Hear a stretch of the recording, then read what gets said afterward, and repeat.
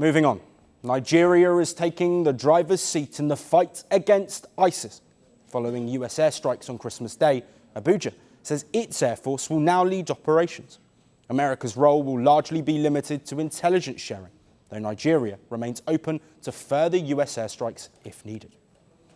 According to reports, a senior Nigerian official says America's primary role will be reconnaissance and intelligence support. US surveillance flights will feed targeting data, and Nigerian jets will carry out the strikes.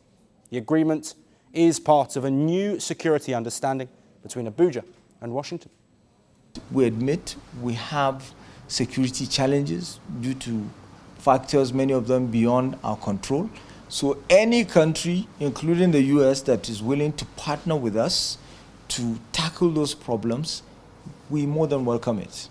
But Nigeria and Nigerian security and Nigerian troops, Nigerian military has to be the one to take the lead. Well, this new strategy follows US airstrikes in Nigeria in December. American warplanes struck targets in Sokoto State, in the country's northwest. Washington said the strikes hit Islamic State-linked fighters.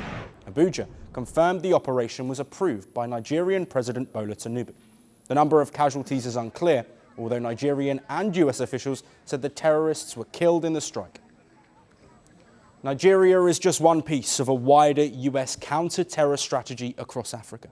And that strategy is unfolding with greater intensity on the continent's eastern flank. In Somalia, the United States has turned up the firepower. The United States Africa Command confirmed multiple airstrikes against ISIS as well as Al-Shabaab. Officials say the strikes were coordinated with Somalia's federal government. The attacks were carried out near the Golis Mountain in northern Somalia. Reports suggest both Al-Shabaab and the Islamic State operate from this mountain range. US officials say the aim of the strikes was simple: degrade ISIS's ability to plan attacks against American interests. And that's not it. Since Trump returned to office in 2025, the US has reportedly carried out more than 100 airstrikes in Somalia, more than Bush, Obama, and Biden combined.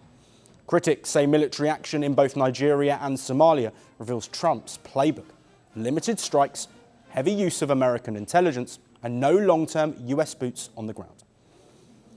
For Washington, it's about neutralizing threats without getting pulled into a prolonged conflict. But for Africa, the stakes are higher. Analysts say airstrikes and intelligence can disrupt terror networks, but lasting security, that will depend on African forces holding ground and leading the fight. The world doesn't fit in boxes, so why should your news?